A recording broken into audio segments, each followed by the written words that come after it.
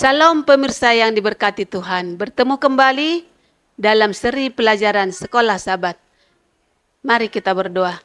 Tuhan Allah Bapa di surga, terima kasih berkat-Mu, terima kasih atas kesempatan yang Kau berikan kepada kami untuk belajar dari firman-Mu. Tolong isikan hati kami dengan Roh Kudus-Mu agar kami dapat mengerti pelajaran ini dengan baik dan dapat kami aplikasikan dalam kehidupan kami sehari-hari. Terima kasih yang Bapa yang baik, mohon ampun dosa dan salah kami, di dalam nama Yesus kami berdoa. Amin. Pelajaran Sekolah Sabat Selasa 9 April 2024 dengan judul Setia di Tengah Penganiayaan. Sepanjang berabad-abad awal kekristenan, gereja Kristen bertumbuh dengan pesat. Meskipun mengalami pemenjaraan, penyiksaan, dan penganiayaan, orang-orang percaya yang setia, yang berkomitmen penuh kepada Kristus, dipenuhi dengan Roh Kudus, memberitakan firman-Nya dengan penuh kuasa. Kehidupan mereka diubahkan, dan puluhan ribu orang bertobat. Boleh kita baca dalam Kisah Para Rasul 2 ayat 41, Kisah Para Rasul 4 ayat 4 dan 31, Kisah Para Rasul 45 ayat 42, dan Kisah Para Rasul 8 ayat 1 sampai 8. Kisah Para Rasul 2 ayat 41. Orang-orang yang diterima perkataannya itu memberi diri dibaptis, dan pada hari itu jumlah mereka bertambah kira-kira 3.000 jiwa. Kisah Para Rasul 4 ayat 4 dan 31. Tetapi di antara orang yang mendengar ajaran itu banyak yang menjadi percaya, sehingga jumlah mereka menjadi kira-kira 5.000 orang laki-laki. Dan ketika mereka sedang berdoa, goyanglah tempat mereka berkumpul itu, dan mereka semua penuh dengan Roh Kudus. Lalu mereka memberitakan firman Allah dengan berani. Dan mereka semua penuh dengan Roh Kudus, lalu mereka memberitakan firman Allah dengan berani. Kisah Para Rasul 5 ayat 42. Dan setiap hari mereka melanjutkan pengajaran mereka di bait Allah dan di rumah-rumah orang, dan memberitakan Injil tentang Yesus yang adalah Mesias.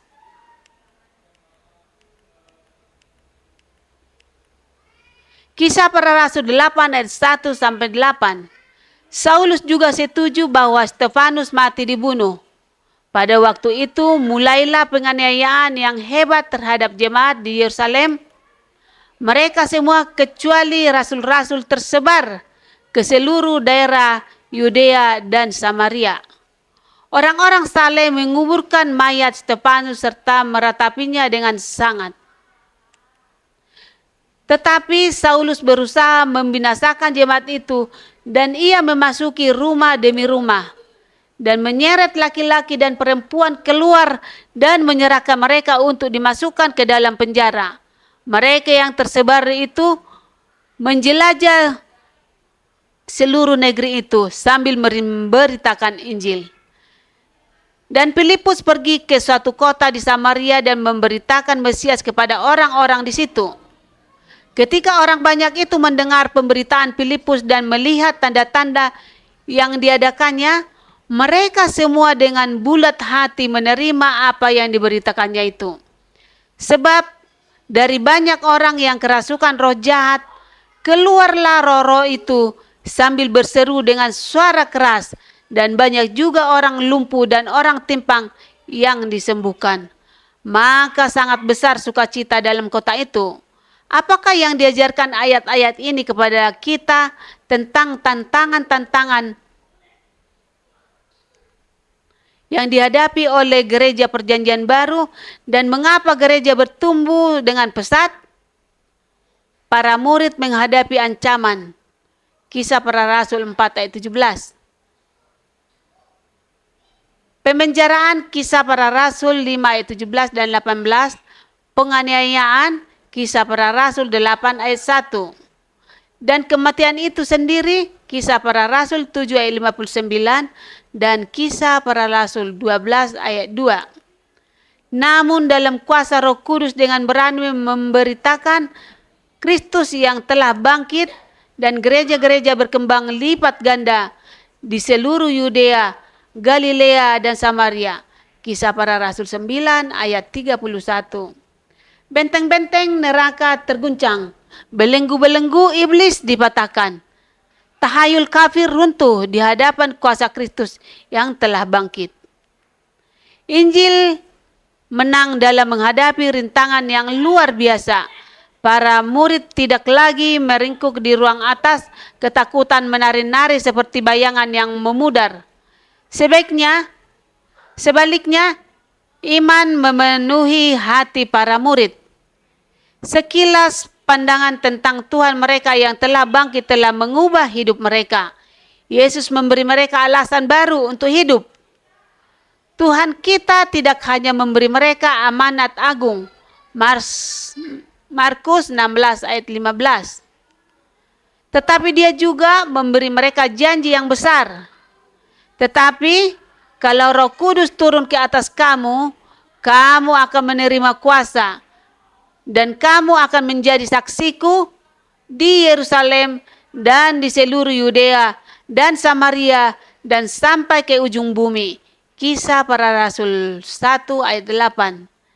Injil telah menembus sampai ke pelosok-pelosok bumi yang paling jauh. Kolose 1 ayat 23. Meskipun murid terakhir Yohanes meninggal pada akhir abad pertama, yang lainnya mengambil obor kebenaran dan memberitakan Kristus yang hidup. Plinius yang muda, gubernur provinsi Romawi Britania di pantai utara Turki modern, menulis kepada Kaisar Trajan sekitar tahun 110 Masehi. Pernyataan Plinius ini penting karena terjadi hampir 80 tahun setelah penyaliban. Plinius menggambarkan pengabdian resmi yang dilakukan untuk menangkap dan mengeksekusi orang-orang Kristen. Dia menyatakan karena banyak orang dari segala usia, kelas dan jenis kelamin sedang berada dalam bahaya karena tuduhan, dan ini akan terus berlanjut. Sedang berada dalam bahaya konten karena tuduhan, dan ini akan terus berlanjut. Penularan tahyul kekristenan ini telah menyebar tidak hanya di kota-kota, tetapi juga di kampung-kampung dan pedesaan. Meskipun menghadapi serangan-serangan iblis yang paling ganas, gereja Kristen bertumbuh dengan pesat. Apakah yang dapat kita pelajari dari gereja mula-mula yang dapat menolong kita, gereja di akhir zaman? Tuhan memberkati. Tuhan Allah Bapa di surga, terima kasih atas pelajaran ini. Terima kasih atas pengalaman-pengalaman nabi-Mu yang dulu, agar dapat memotivasi kami untuk lebih baik dan bersemangat lagi. Terpujilah Engkau Tuhan yang baik. Di dalam nama Yesus kami berdoa. Amin.